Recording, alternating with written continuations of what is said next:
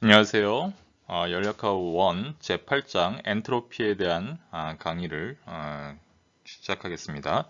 엔트로피에 대한 두 번째 강의인데요. 우리가 어떤 이야기들을 했는지 잠깐 되돌아보겠습니다. 우리가 지금 8장을 공부하고 있습니다. 엔트로피를 공부하고 있고요. 우리 지난 시간에 클라우지우스 부등식에 대한 이야기를 간단하게 했습니다. 우리가 6장까지는 연력학 제1법칙에 대한 얘기를 했었고 7장에서 연력학 제2법칙에 대한 서술에 대한 얘기를 했고 이제 정량적으로 표현하기 위해서 우리가 엔트로피에 대한 얘기를 시작하고 있는 겁니다. 우리 클라우지우스 부등식에서 잠시 얘기했던 거를 되짚어보고 우리가 어떻게 이제 엔트로피를 계산해 갈 것인지, 그 다음에 순수물질에서의 엔트로피, 그 다음에 가역 과정에서의 엔트로피 변화량을 어떻게 계산할 것인지에 대한 얘기를 진행하도록 하겠습니다. 집중하셔서 들어주시면 감사하겠습니다. 잠깐만 리뷰하면 지난 시간에 했던 거예요. 우리가 연력학 제1법칙에서는 연력학 제1법칙을 사이클에 대해서 표현하고 그 정량적인 표현을 하기 위해서 우리가 내부 에너지를 정했다라고 얘기했었습니다. 그리고 연력학 제2법칙에서는 역시 마찬가지로 사이클에 대해서 서술로 그렇게 표현을 했는데 그거를 우리가 정량적으로 표현하기 위한 그런 상태량이 엔트로피다라고 지난 시간에 간단하게 소개를 드렸어요. 근데 그 엔트로피라는 양을 오늘 드디어 이제 정의를 할 겁니다.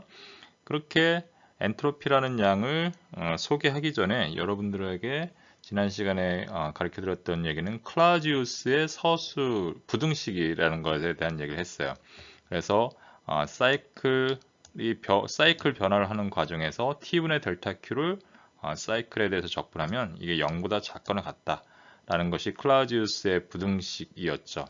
이거를 열기관과 냉동기에 대해서 이야기했어요. 그리고 그것을 열기관이 가역일 때, 그 다음에 비가역일 때, 냉동기가 가역일 때, 비가역일 때에 대한 얘기를 했었죠. 그래서 가역 열기관에 대한 얘기를 했었고요. 우리가 열기관은 우리가 델타 Q를 사이클릭 적분하면 0보다 큰 그런 구간이었고, 그거를 우리가 연력학적인 눈금을 적용해서 하면 우리가 T분의 델타 Q를 사이클릭 적분하면 이게 0이었다라는 게 이제 가역 열기관에서의 이야기였죠. 반면에 비가역 열기관에서는 역시 마찬가지로 델타 Q가 0보다 같은 거는 동일한데 이게 T분의 델타 Q를 사이클에 적분하면 0보다 작다. 아까 가역에서는 0이었는데 이제 이 비가역일 때는 0보다 작다라는 그런 결과를 얻게 되죠. 그 얘기는 지난 시간에 했던 내용을 잠시 요 관계식에서 즉 동일한 QH를 받아서 우리가 일을 하는 경우에 가역인 기관의 열기관에서의 일이 그 비가역인 열기관에서의 일보다 크다라는 그런 원리를 이용해 가지고 쭉 적용해서 연력학적인 눈금을 적용하면 이런 결론을 얻을 수 있다라고 얘기했어요. 반면에 냉동 사이클인 경우에는 델타 Q를 사이클릭 적분을 하면 열기관에서는 0보다 컸지만 냉동 기관에서는 냉동 사이클에서는 0보다 작다라는 그런 결론이 나오고요. 이건 뭐 연력학 당연히 제1법칙 에너지 보존 법칙에서 나오고 요거에 대한 우리 이 사이클에 대해서 T분의 델타 Q를 사이클 전체에 대해서 적분하면 연력학적인 눈금의 원리에 의해서 이퀄 0이 된다라는 그런 얘기를 했었죠. 반면에 비가역 냉동 사이클에서는 델타 Q가 0보다 작다라는 것은 동일한데 이 T분의 델타 Q를 우리가 사이클에 적분하면 우리가 동일한 QL을 뽑아서 우리가 고온으로 열을 전달하기 위해서는 더 많은 일이 들어가야 된다. 이리버서블한 그 냉동기에서는 더 많은 일이 필요하다라는 그런 원리에서 우리가 이 원리를 여기다 적용을 하면 T분의 델타 Q가 0보다 작다라는 그런 결론에 도달할 수 있었어요. 그래서 여러분들 시간을 내서 8장의 8.1절의 클라우디우스 부등식에 대한 설명을 한번 교과서의 내용을 한번 읽어보시기 바랍니다.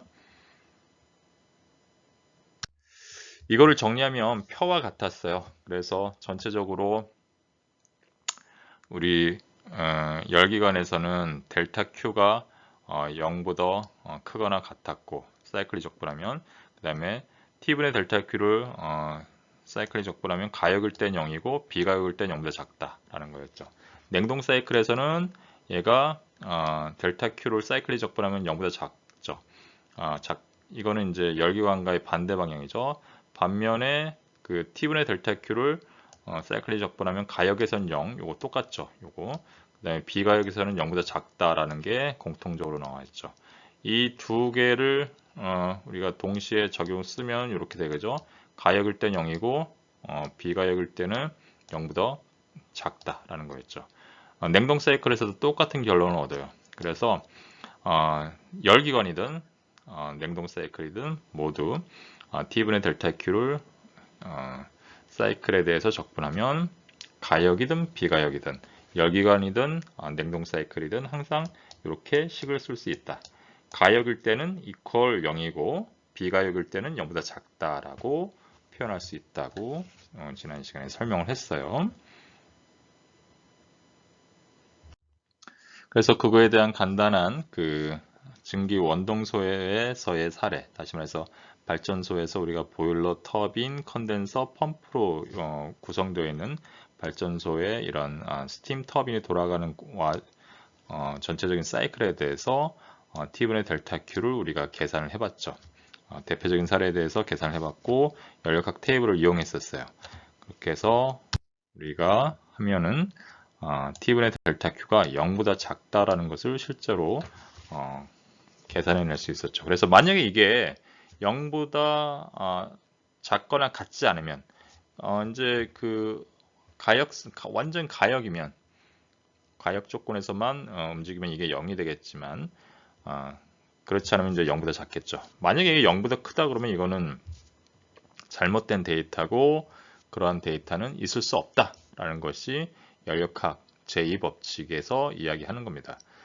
그래서 여러분들이 이러한 클라우디우스의 부등식에 대한 이야기를 가역과 비가역 그리고 열기관과 그 다음에 냉동 사이클에 대해서 여러분들 구분지어서 생각하실 수 있으면 좋겠습니다. 자, 이 원리를 이용해서 오늘 엔트로피에 대한 이야기를 한번 해보겠습니다. 자, 클라우디우스의 부등식에서 우리가 가역인 경우는 등호가 성립되고 그 다음에 비가역인 경우에는 부등호가 성립된다고 그랬어요. 그래서 이렇게 된다고 했는데, 자, 우리가 가역 사이클을 한번 생각해 봅시다. A 1에서 2로 가는 거를 A 경로를 따라서 이렇게 갔다가 그 다음에 2에서 1로 가는 경우를 우리가 B의 경로를 따라서 가는 이러한 사이클, 가역 사이클 1을 생각해 보세요. 자, 그러면 우리가 이게 이 T분의 델타 Q를 사이클에 대해서 적분하면 이퀄 0이 되겠죠.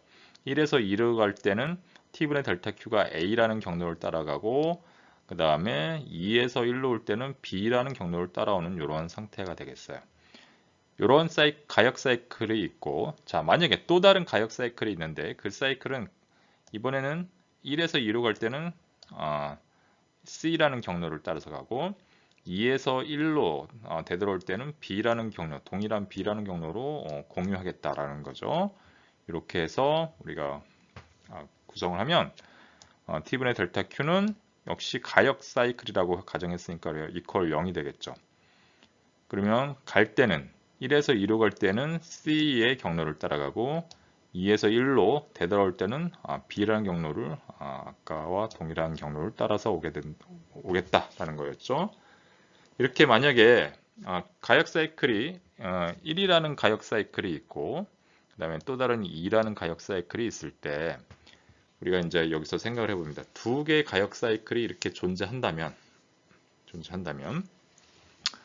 이게 이쪽 좌측은 이퀄 0이고 우측은 이렇게 두 개로 다르게 표현될 수가 있죠. 그래서 만약에 1이라는 사이클에서 2라는 사이클을 빼주면 좌측은 이퀄 0이니까 그대로 여기 이렇게 0이 오고요. 요거 빼주면 요 1이라는 이러한 사이클에서 2라는 사이클을 빼주면 보시면 B에 대해서 2에서 1로 오는 동안 B는 동일하니까 이 부분이 이렇게 지워지겠죠. 그리고 남는 거는 1에서 2로 가는 경로에 A를 따라서 가는 T분의 델타 Q를 적분한 것 빼기 C 경로를 따라서 1에서 2로 가는 동안에 T분의 델타 Q 이퀄 0이 되겠죠. 그럼 얘가 이 부분이 여기로 이렇게 넘어오면 1에서 2로 가는 동안에 T분의 델타 Q는 A라는 경로를 따라가는 거와 C라는 경로를 따라가는 거를 적분했을 때 값이 같다라는 거예요. 자, 그런데 우리가 경로를 특별하게 어떤 경로라고 얘기하지 않고 임의의 경로를 따라서 가는 거였기 때문에 이거는 모든 그게 만약에 가역이라고 한다면 그 가역적인 경로에 대해서는 이 1의 어떤 특정한 지점 1도 2도 사실은 임의로 정한 거기 때문에 그것이 가역적인 경로라면 그리고 여러 개의 가역 경로가 있다면 그 모든 가역 경로에 대해서 이 T분의 델타 Q를 적분한 것이 경로에 대해서 적분한 것이 동일한 값을 갖는다라는 거죠. 죄송합니다. 그래서 이 말은 T분의 델타 Q는 우리가 1에서 2로 가는 동안에 상태 1에서 상태 2로 가는 동안에 우리가 적분을 하면 경로에 대해서는 무관하다. 보시는 것처럼 A와 C로 이렇게 2에 도착하는 이 길이 이게 경로를 우리가 특정하지 않았기 때문에 임의의 그런 상태였기 때문에 경로에 대해서는 무관하고 단지 양 끝점, 시작점과 종료되는 최종 상태인 이 지점에 의해서만 결정이 된다라는 거죠. 따라서 이 말은 무슨 말인고 하니 T분의 델타 Q가 경로랑은 상관없는 연력학적인 상태량이라는 거죠. 연력학적인 상태량. 이거 많이 우리 연력학 제1법칙에서 했던 거랑 비슷하죠. 우리가 델타 Q랑 그 다음에 델타 W는 우리가 경로 함수인데 요거를 빼가지고 이렇게 적분을 하면 얘가 경로와 관계없이 어떤 상태 1에서 상태 2로 가는 동안에 항상 일정한 값을 갖는다라는 것이 판명됐고, 그래서 얘를 우리가 상태량이라고 했고 그거를 우리가 내부 에너지라고 이렇게 정의했었잖아요. 그거랑 아주 똑같은 유사한 거죠. 이 경우에는 이렇게 델타 Q 마이너스 델타 W 이렇게 빼준 것이 아니라 이번에는 델타 Q를 T로 나눈 것을 적분을 하니까 경로에 따라서 경로가 변하더라도 바뀌지 않는 상태량이 됐다라는 겁니다. 연력학적인 상태량. 단지 시작점과 끝점이 중요할 뿐이다 라는 거죠. 그래서 T분의 델타 Q가 연력학적인 상태량이다 라는 결론에 도달합니다. 이런 스토리를 이어간다면, 그래서 이 상태량을 우리가 뭐라고 이야기하냐, 여러분들이 많이 알고 있었던 엔트로피라는 얘기가 바로 요 T분의 델타 Q를 우리가 그 가역 과정에 대해서 정의한 것이 이렇게 엔트로피의 변화량이라고 이렇게 표현이 되는 거죠. 자, 요거는 우리가 델타 Q는 그 경로에 대해서 우리가 그 경로에 대해서 들어온 열 전달 양이기 때문에 뭔가 변화한 양이죠. 그래서 요거를 엔트로피의 변화량이라고 이렇게 표현됩니다. 그래서 이렇게 표현되면은 우리 여러분들 잘 알고 있는 것처럼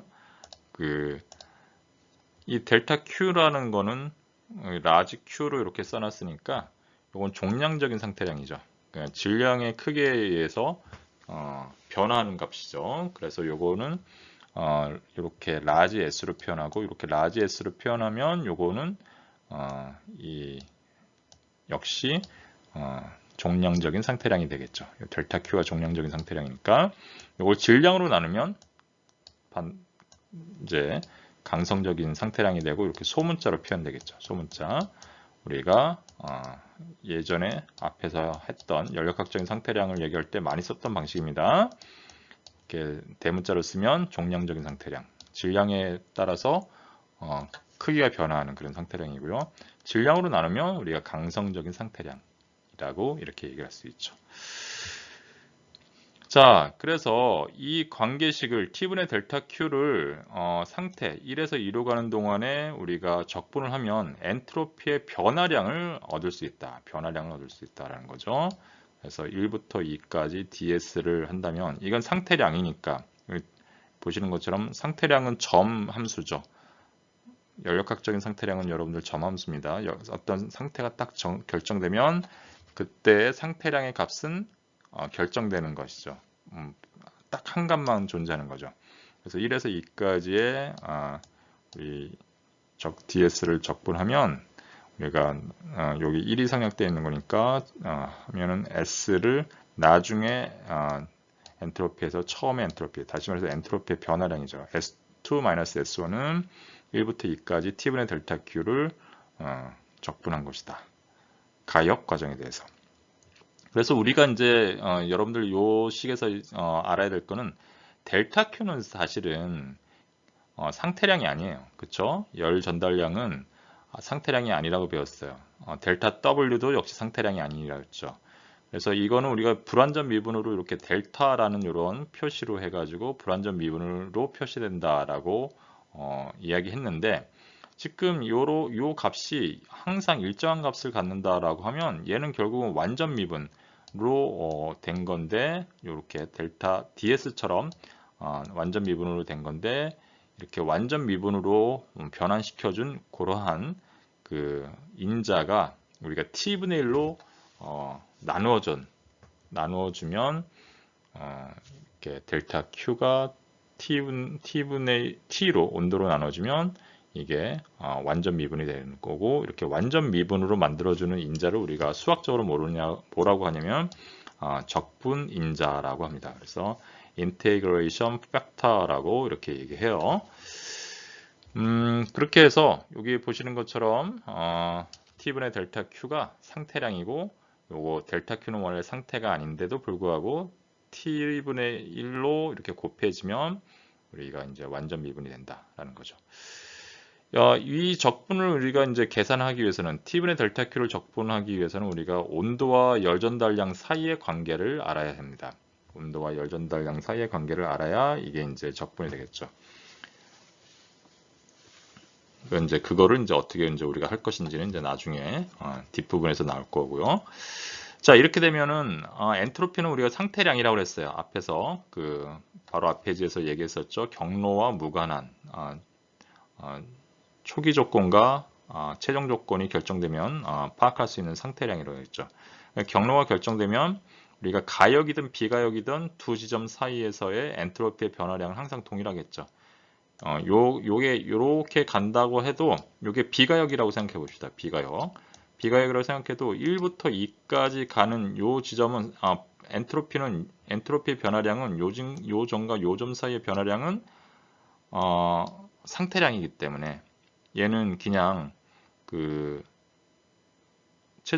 초기 조건과 최종 조건만 알면 되는 거였잖아요. 그래서 요 A라는 점을 따라가면서 A라는 경로를 따라가면서 우리가 적분을 해가지고 구한 거랑 똑같다. 상태량이니까. 그래서 가역이든 비가역적이든 두 지점 사이의 엔트로피 변화량은 항상 동일하다라는 거죠. 그런데 그것을 계산할 수 있는 거는 뭐냐면은 가역 과정에 대해서만 계산할 수 있다. 가역 과정에 대해서만 계산할 수 있고 비가역적인 거에 있어서는 우리가 델타 Q와 T에 대한 그런 어떤 관계식을 구할 수가 없기 때문에 가역 과정에 대해서만 우리가 계산을 할 수가 있다. 하지만 일단 결정되면 그것이 비가역 과정이라고 할지라도 그 양단의 1지점과 2지점의 엔트로피의 변화량은 동일한 이야기로 쓰면 된다라는 거죠. 경로와 관계가 없으니까 엔트로피의 변화량은. 그래서 이 관계식은 근데 여러분들 아셔야 될 게 엔트로피의 절대량을 구하는 게 아니에요. 앞에서도 우리가 그 에너지, 내부 에너지의 양을 내부 에너지의 변화량을 구한 것이지 내부 에너지의 절대량을 구한 게 아니잖아요. 그래서 이 관계식도 보시는 것처럼 엔트로피의 변화량을 계산한 것이다. 그래서 임의의 기준 상태에 대한 어떤 상대적인 엔트로피 값을 부여해서 우리가 그 변화량을 계산하는 것 뿐이지 그 절대값을 구한 것은 아니다. 그래서 내부 에너지나 그 다음에 엔탈피를 우리가 결정했던 방식이랑 동일한 방식으로 우리가 접근해 가시면 되겠다라는 겁니다. 앞에서도 우리 5장에서 이야기했었죠. 우리 연력학 제일법칙에서도 할 때도 내부 에너지의 그 다음에 엔탈피의 절대값을 계산한 것은 아니었습니다. 우리가 아직은 안 배웠지만 연력학 제3법칙이 있습니다. 연력학 제3법칙에서는 모든 순수 물질에 대해서는 절대 온도가 0일 때, 0켈빈일 때 엔트로피의 값을 0으로 부여할 수 있다는 결론에 도달하게 됩니다. 그래서 지금은 우리가 이렇게 변화량만을 계산하고 있지만 실제로는 절대값을 부여한다 그러면은 0켈빈에 도달하면 절대온도 0켈빈에 도달하면 엔트로피의 값이 0이다 라고 결론 지을 수 있습니다. 그런데 우리는 그러한 절대값에 대해서는 우리가 접근한 0켈빈으로 도달하는 것은 굉장히 기술적으로 어려운 일이기 때문에 우리는 보통 연력학적인 테이블에서 어떤 기준점을 두고 그 기준점 위에 온도나 이런 거에 따라서 우리가 그 기준점 대비 얼마의 값의 차이를 갖는다라는 것을 테이블로 해놓은 거죠. 그래서 만약에 이 지점과 이 지점의 차이는 이 전체 크기, 이 크기분의 이 크기의 차이로 해서 이 크기의 변화를 계산해내는 그런 방식을 사용한 거죠. 이건 내부 에너지나 엔탈피를 계산할 때도 동일한 방식을 썼었어요. 우리 다시 한번 5장의 이야기를 한번 상기해 보시면 좋겠습니다. 자, 그러면 순수 물질의 엔트로피를 우리가 어떻게 계산할 것이냐라는 그런 얘기를 이제 여러분들이 해야 되는데요. 그러니까 이제 어떤 엔트로피의 변화량을 순수 물질에 대해서 구한다 그러면 어떻게 할 거냐? 그런 거죠. 그러니까 어떤 테이블에다가 우리가 만들어 놓고 역시 마찬가지로 내부 에너지나 엔탈피처럼 엔트로피도 그렇게 테이블로 만들어 놓고 써야 될 텐데요. 자, 그러면 우리가 그 엔트로피를 테이블로 만들어 온다 그러면은 단위 질량당 엔트로피로 우리가 표현을 해 놓겠죠. 그래서 내부 에너지도 마찬가지였고 엔탈피도 마찬가지였죠. 그래서 비엔트로피라는 그런 값을 테이블로 연력학 테이블로 만들어 놓습니다. 그걸 우리가 비엔트로피는 스피시픽 엔트로피에서 단위 질량당 엔트로피를 계산해 놓는 거죠. 이 크기는 비내부 에너지랑 아니면 비엔탈피와 같은 방식으로 우리가 연력학 표에서 제공이 됩니다. 그래서 여러분들한테 늘 말씀드리지만 연력학 표를 우리가 딱 펼쳐보면 예를 들면 테이블 1.2 또는 1.1처럼 뭐 스팀 테이블에 대한 그런 연력학 테이블을 보시면 맨 첫 번째가 비체적에 대한 정보가 나오고 그 다음에 내부 에너지에 대한 정보가 나오고 그 다음에 엔탈피에 대한 정보가 나오고 그리고 엔트로피에 대한 정보가 나오죠. 그래서 비체적, 내부 에너지, 그 다음에 엔탈피, 그 다음에 엔트로피에 대한 이야기가 나옵니다. 비엔트로피라는 것은 무엇이냐면은 small 우리 이렇게 소문자로 이렇게 표현을 하죠. 그래서 T분의 델타 small q 이렇게 정의될 수가 있고요. 이렇게 되기 때문에 이제 단위는 킬로그램당 이 델타 Q는 우리가 에너지의 단위잖아요. 그래서 킬로줄 퍼 킬로그램 켈빈으로 우리가 테이블에 표현되어 있습니다. 질량이 이렇게 나누어진다. 여기 온도는 이렇게 켈빈으로 이렇게 분모해 가 있고요. 그래서 킬로줄 퍼 킬로그램 켈빈의 단위를 갖는 비엔트로피로 우리가 테이블로 표현되어 있다. 그래서 비엔트로피의 변화를 계산하기 위해서는 임의의 기준 상태를 우리가 기점으로 해서 그 기준 상태보다 온도가 높거나 높은 부분에 대해서 이제 그 엔트로피를 정의를 해놓죠. 그래서 물의 경우에는, 증기의 경우에는 0.01도씨의 포화 액체, 그러니까 그 포화된 물을 우리가 엔트로피를 0이라고 놓고 우리가 계산을 하죠. 반면에 냉매인 경우에는 마이너스 40도의 포화 액체를 0으로 놓고 엔트로피의 값을 계산해 놉니다. 그래서 포화 영역에서는 우리가 비엔트로피의 관계식을 구할 때 보통 이렇게 씁니다. 그 앞에서 우리가 내부 에너지나 엔탈피를 계산할 때랑 똑같은 방식이에요. 그러니까 건도의 개념을 이용해서 건도라는 것이 이 포화 기체의 그 비율이잖아요. 그 비율 곱하기 포화 기체의 엔트로피. 그 다음에 액체의 비율 곱하기 포화 액체의 엔트로피를 이렇게 계산해 가지고 포화 영역에서의 엔트로피를 계산하죠. 그러면 여러분들 잘 아시는 것처럼 이런 계산은 어떻게 됩니까? 그러면은 요게 SF가 있으니까 이렇게 곱해주고, 그러면 SF, 그 다음에 마이너스 X 곱하기 SF, 그 다음에 더하기 X, SG 이렇게 되죠. 요거를 우리가 묶어주면 똑같이 X로 있으니까 SF는 그대로 놔두고요. 그 다음에 여기 X, 건도에 대해서 해주면 플러스 X, 가로 열고 XG, 빼기 SF 이렇게 되죠. 요거를 우리가 뭐라 그래요? 포화 액체와 포화 증기 상태의 엔트로피 차이, 그래가지고 이렇게 SFG 이렇게 표현할 수가 있겠죠. 이런 거는 내부 에너지도 UFG 또는 엔탈피의 경우에는 HFG 이렇게 표현했던 거랑 똑같은 동일한 방식이죠. 이렇게 해서 우리가 엔트로피를 포화 영역에서는 건도를 활용해서 엔트로피를 계산한다라는 거죠. 이건 예전에 우리 비체적일 때도 마찬가지였죠. 그래서 포화 액체, 그 다음에 포화 기체와 액체의 차이, 그 다음에 내부 에너지도 포화 액체, 포화 기체, 그 다음에 포화 기체와 액체의 차이, 엔탈피도 포화 액체, 포화 기체, 그 다음에 포화 기체와 포화 액체 사이의 엔탈피의 값, 차이 값 이렇게 되죠. 그런 거랑 똑같이 엔트로피에 대해서도 포화 액체, 그 다음에 포화 기체, 그 다음에 포화 액체와 기체 사이의 차이의 값 이렇게 표현이 되는 세 개씩, 세 개의 컬럼씩 이렇게 묶어놨죠. 열역학 표를 보시면. 그래서 그 표를 보시고 여러분들이 포화 영역에서의 비엔트로피의 값을 건도를 이용해서 우리가 구하시면 되겠다라는 겁니다. 또 그 엔트로피의 상태량은 주로 온도와 엔트로피 선도로 이렇게 표현합니다. 온도와 엔트로피 선도로 이렇게 표현해서 여기 지금 saturated liquid, 그 다음에 saturated vapor로 이렇게 이쪽 면은 이렇게 되고, 요 끝에 이제 크리티컬 포인트가 되고, 이제 일정한 압력에서 우리가 액체에서 기체로 변할 때는 일정한 압력이 유지되잖아요. 온도도 일정하게 유지되고, 이러한 상태로 이렇게 온도 엔트로피 선도로 많이 표현되고요. 이때 압축 액체의 엔트로피는 동일한 온도의 포화 액체 엔트로피의 값과 거의 같다라고 이렇게 해서 많이 썼죠. 이거는 이제 내부 에너지도 마찬가지 조건이었던 거 여러분들 기억합니다.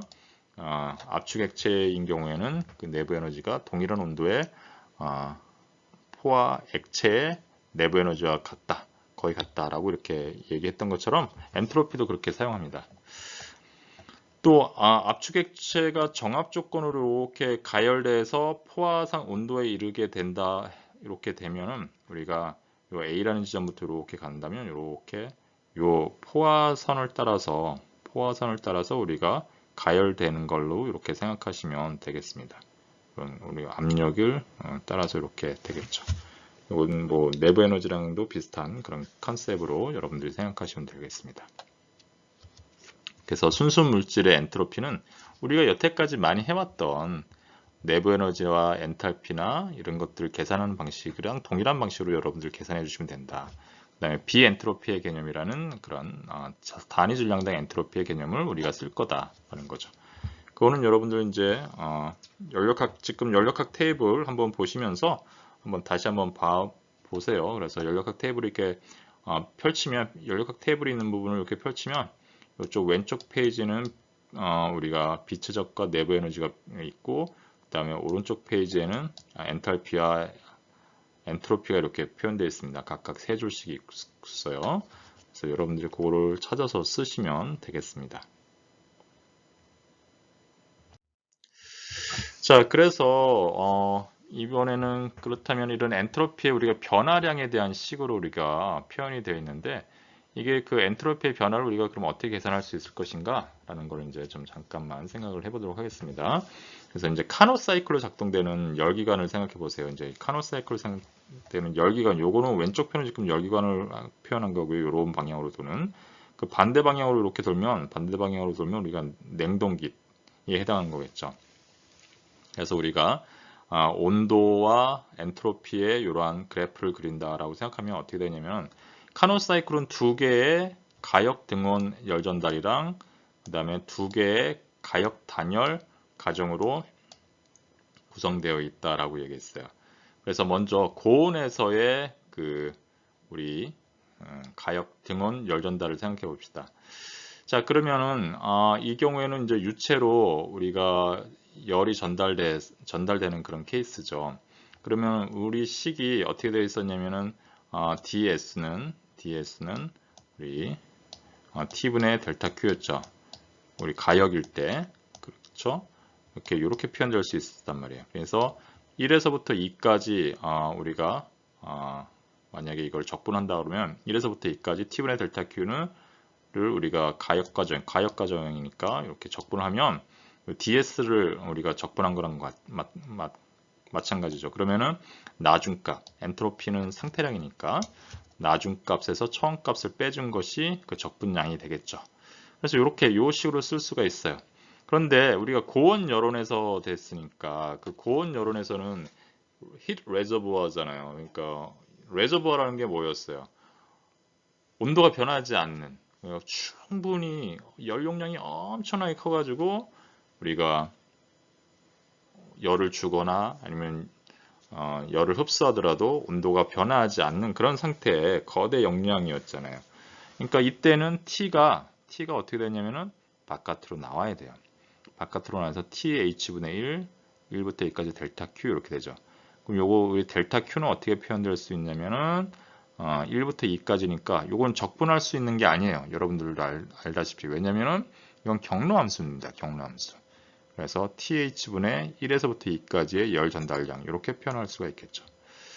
그러면 요 식에서 우리가 표현된다면은 양변에 TH를 곱해주면 Q1에서부터 2까지의 그 열 전달량은 양변에 TH를 곱해주면 TH 가로 열고 S2-S1 이렇게 표현이 될 수 있습니다.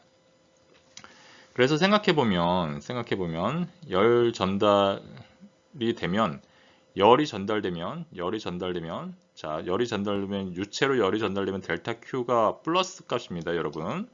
그 다음에 온도는 항상 플러스죠. 그러면 플러스에 분모도 플러스, 분자도 플러스. 따라서 그 변화량이 플러스라는 말입니다. DS가.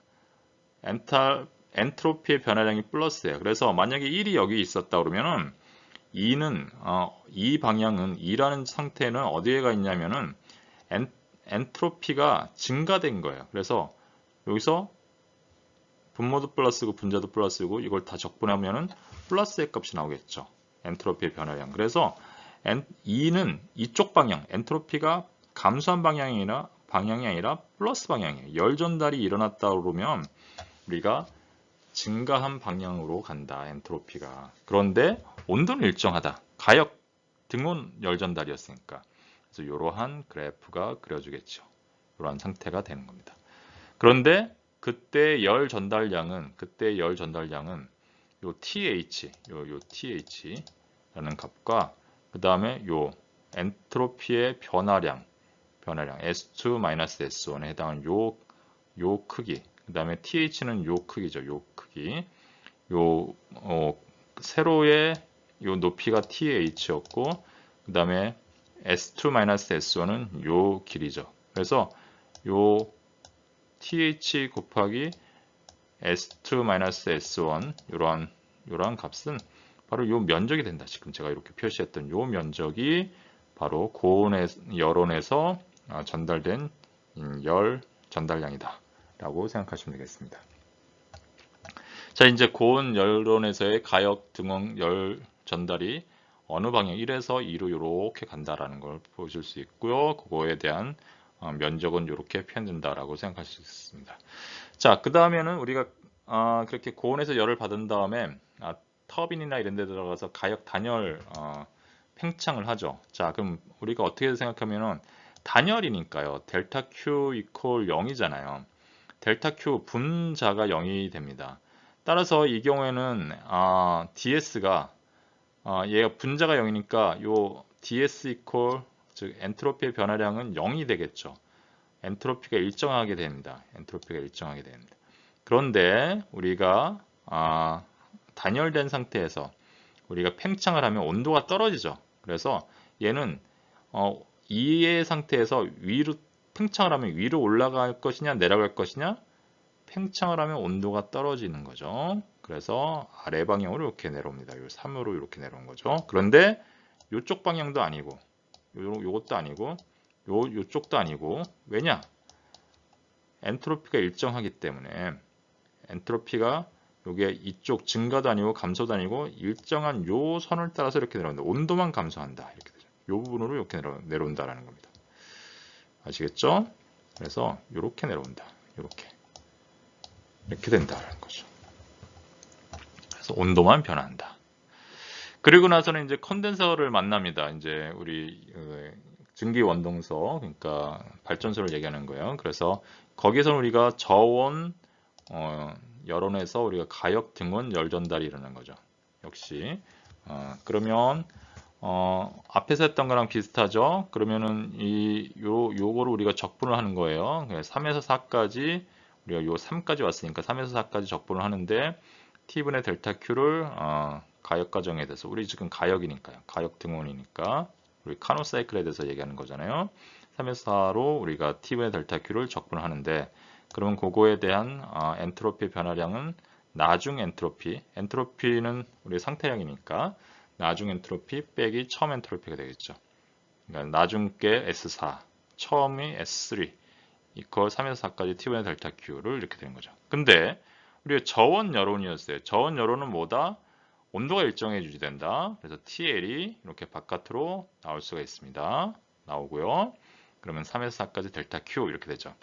그럼 3에서 4까지 델타 Q는 우리가 델타 Q는 적분할 수 없어요. 그냥 그래서 우리가 어떻게 표현하냐면 이렇게 표현되죠. 3에서 4로 가는 동안에 열 전달량. TL분의 3Q4 이렇게 되죠. 그러면 3에서 4까지의 열 전달량은 양변에 TL을 곱하면 이렇게 되죠. TL 곱하기 S4-S3 이렇게 되죠. 따라서 이 경우에는 저온에서 열 전달된 양은 TL, 다시 말해서 요 온도, 요 높이 TL 곱하기 S4-S3. S4는 여기 이렇게 온 거죠. 등온이니까 TL이 계속 3에서부터 이렇게 이쪽 아니면 이쪽인데, 보시는 것처럼 여기서는 델타 Q가 열이 손실이니까 마이너스예요. 우리가 유체가 열을 잃었으니까, 그러면은 요 델타 Q가 마이너스 값이 돼서 엔트로피가 감소하는 방향으로 가야 되겠죠. 이쪽 아니면 이쪽인데 감소하는 방향이니까 이 작은 방향으로 이렇게 오는. 아까는 증가하는 방향이었죠. 그래서 요거 보시는 것처럼 TL은 요 높이, 그 다음에 S4-S3는 요 길이가 되겠죠. 그래서 요거의 요 면적이 된다. 면적인데 S4가 여기가 S4가 되니까 얘가 더 작은 값이죠. S3가 큰 값이고, 그래서 요 값에다가 마이너스에 해당하는 그런 값이 되겠다. 그래서 S4-S3는 요거는 보시는 것처럼 S2-S1의 마이너스 값이랑 똑같다 하는 거죠. 조금 이따가 보시는 것처럼 여기가 S4가 S1이랑 같아요. 왜 같냐? 그때는 가역 단열로 우리가 이제 압축을 할 텐데, 가역 단열 압축을 하면 이제 펌프를 돌려서 가역 단열 압축을 하잖아요. 그럼 가역 단열이니까 델타 Q가 0이에요. 델타 Q가 0이니까 엔트로피가 0이죠. 엔트로피가 0이니까 엔트로피의 변화가 없는 이 방향 아니면 이 방향으로 내려와야 되죠. 그런데 어떻게 되냐? 압축을 하는 거잖아요. 펌프를 통해서. 압축을 하면은 온도가 증가하겠죠. 그래서 이 위 방향으로 간다. 그래서 여기 1로 되돌아간다는 거죠. 그래서 요거는 보면 요게 여기서랑 여기서의 엔트로피가 이쪽도 아니고 이것도 아니고 이쪽도 아니고 왜냐? 엔트로피의 변화가 없으니까. 엔트로피의 변화가 없으니까. 그래서 이렇게 아주 정확하게 수직으로 올라가야 된다라는 거죠. 그래서 이렇게 이 방향으로 이렇게 올라가면 된다. 이렇게 되는 거죠. 자, 그러면 우리가 알아낸 거는 두 가지예요. 여기서 하는 거는 자, TS 선도에서 온도 엔트로피 선도에서 우리가 카노 사이클은 이렇게 직사각형으로 표현된다라는 겁니다. 직사각형으로 표현된다는 거고, 그 다음에 또 알아낸 게 뭐냐면 우리가 고온의 열 전달량은 요 빨간 빗금으로 표현한 거다. 좀 너무 지저분하니까 이거 다 지워 우리가 합시다.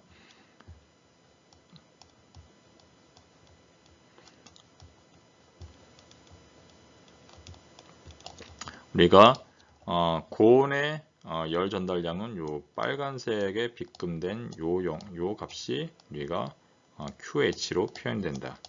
그 다음에 저온에서 열 전달량은 요 파란색의 빗금으로 표현된다라는 거죠. 그러면 우리가 그 1은 뭘로 표현되냐? 1은 요거죠. 그러면 요게 이제 1이 되는 거죠. 요게 그렇죠? QH 빼기 QL이 1이 되는 거였잖아요. 시스템에서. 자, 그러면 우리가 사이클의 효율은 어떻게 할 수 있냐? 사이클의 효율은 QH분의 W넷이에요. QH는 뭡니까? 요거였죠. 요거 빨간 요 빗금으로 정해진 거. 그 다음에 W넷은 뭐였냐? 요 초록색. 그렇죠. 그럼 효율을 높일 수 있는 방법은 뭐냐? 당연히 요 TL 요 온도를 밑으로 내리면 되겠죠. 내리면 얘가 요 파란색이 이렇게 확장돼서 요 위의 넓이가 증가할 수 있는 그런 거예요. 더 낮은 온도로 우리가 열을 전달할 수 있다면 그렇다면 우리가 이 사이클의 효율을 높일 수 있는 그런 상황이 되는 거죠. 자, 이렇게 해서 카노 사이클에 대한 열기관에서의 엔트로피의 변화들을 우리가 생각해 봤습니다. 가역 등온에서는 우리가 이렇게 엔트로피의 값을 이렇게 변화를 계산할 수 있고, 가역 단열인 경우에는 뭐 계산 안 해도 된다. 왜냐하면 엔트로피의 변화가 0이니까. 왜냐하면 요 단열이면 요 델타 Q가 0이니까요. 이퀄 0이 되겠죠. 분자가 0이니까요. 그래서 가역 단열인 경우는 우리가 엔트로피가 일정한 그런 영역이다. 일정하게 유지되는 그런 과정이다라고 생각하시면 좋겠습니다. 가역 과정에서의 엔트로피 변화에 대한 첫 번째 이야기였습니다. 자, 그럼 실제로 우리가 가역 단열 열 전달 과정이 있냐? 있죠. 여러분들 많이 배웠죠. 내부적으로 가역적인 그런 과정이 있었죠. 그래서 시스템의 경계 내에서는 비가역성이 전혀 없이 존재할 수 있는 과정. 대표적인 예가 포화 액체에서 포화 기체로 이렇게 변화하는 이런 포화 상태에서의 변화량, 그걸 우리가 그 정압 상태로 계속 유지될 때 그게 이제 우리 가역 열 전달 과정이었죠. 그래서 우리가 가역 열 전달 앞에서 우리가 카노 사이클에서 가역 열 전달이 가능할 것이냐? 가능하다라는 거죠.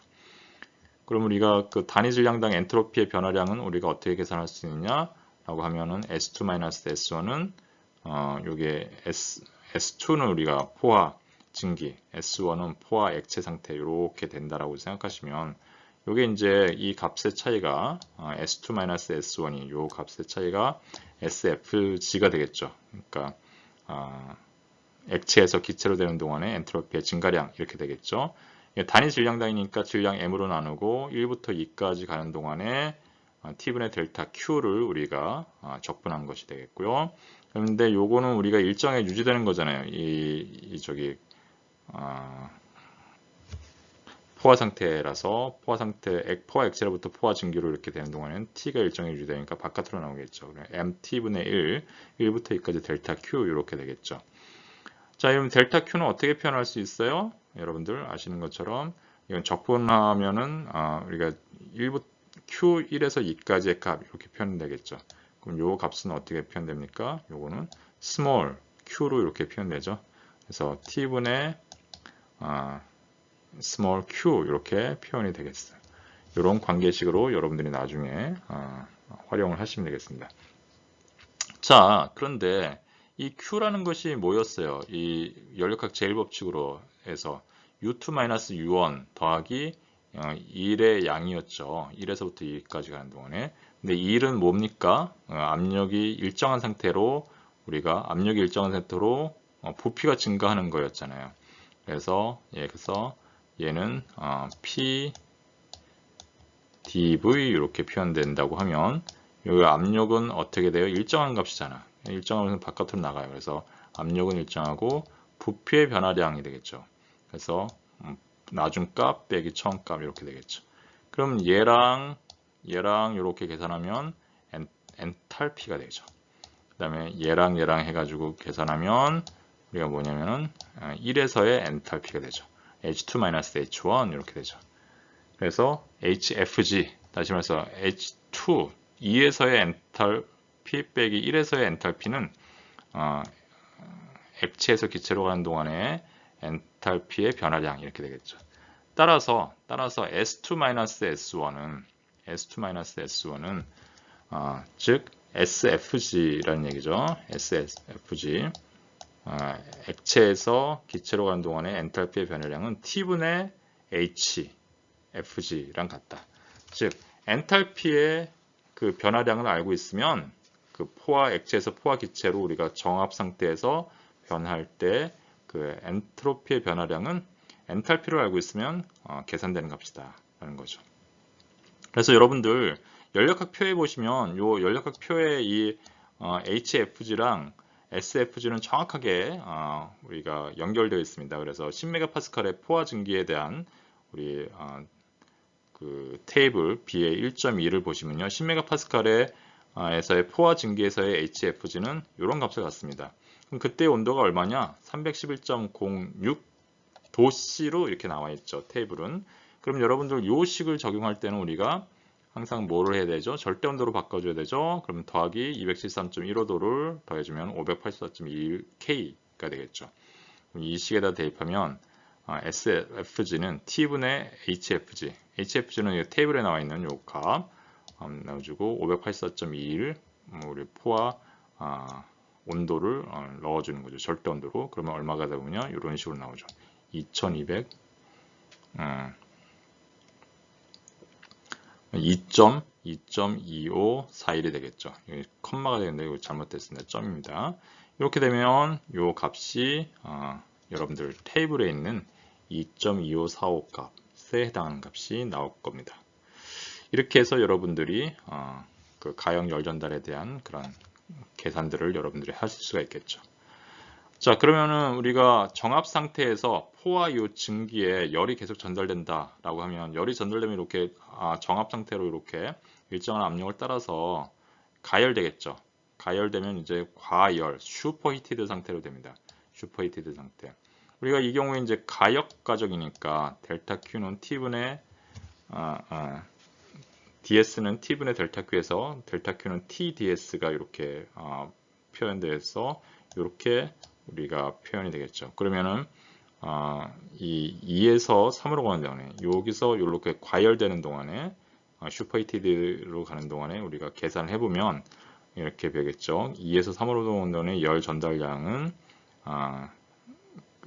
요 값은 어떻게 되냐면 스몰 q니까요. 스몰 q니까 n분의 1 2에서 3으로 가는 동안에 델타 q 이렇게 표현되고요. 델타 q는 뭐였어요? t 곱하기 d 라지 s 이렇게 표현되고요. 요 질량으로 이렇게 나눠주면 요 라지 s가 스몰 s로 이렇게 되죠. 그렇죠? 이렇게 표현되겠습니다. 그래서 2에서 3으로 가는 동안에 열 전달량은 2에서 3으로 가는 동안에 열 전달량은 2에서 3으로 가는 동안에 t ds 이렇게 표현되는데 요거는 어떻게 되냐 보시는 것처럼 온도 엔트로피 요 선도에서 요 라인 2에서 3으로 가는 요 라인을 우리가 적분해준 요 면적이 되는 거랑 똑같다라는 거죠. 이 개념이. 그래서 우리가 그 열 전달량은 온도 엔트로피의 선도에서 요 밑에 요 면적이랑 동일하다. TS 선도에서 아래 면적이 바로 열 전달량이 되겠다라는 거죠. 자, 그런데 2에서 3으로 가는 동안에는 우리가 온도가 일정하지 않습니다. 그래서 얘가 이제 바깥으로 튀어나올 수가 없고 요 관계식을 우리가 찾거나 아니면 뭔가를 해서 이걸 적분을 해줘야겠죠. 그래서 내부적으로 가역적인 과정에 대해서는 이러한 관계식 우리가 이 관계식이죠. 내부적으로 가역적인 과정에서 우리가 성립되는 이 식을 써가지고 열 전달량을 구한다든가 아니면 엔트로피를 구한다든가 엔트로피 변화량을 구한다든가 이렇게 해서 우리가 계산을 할 수가 있겠다라고 생각하시면 되겠습니다.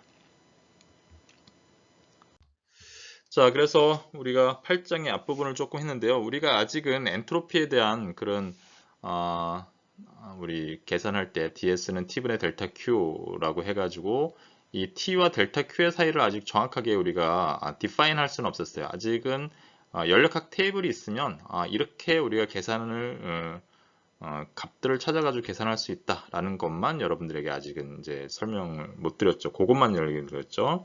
이제 뒷부분으로 갈수록 이 관계식이 뭐 이상기체라든지 뭐 이런 경우에 그 관계들이 어떻게 되는지를 이제 하나하나 찾아서 여러분들과 함께 공부를 해보도록 하겠습니다. 자, 수고하셨고요. 우리 모르시는 부분들은 계속 한번 반복해서 들어보시고요. 나중에 그래도 모르겠다 그러면 저한테 질문하러 오셔서 이것저것 물어보시면 좋을 것 같습니다. 자, 고생 많으셨고요. 다음 시간에 뵙겠습니다.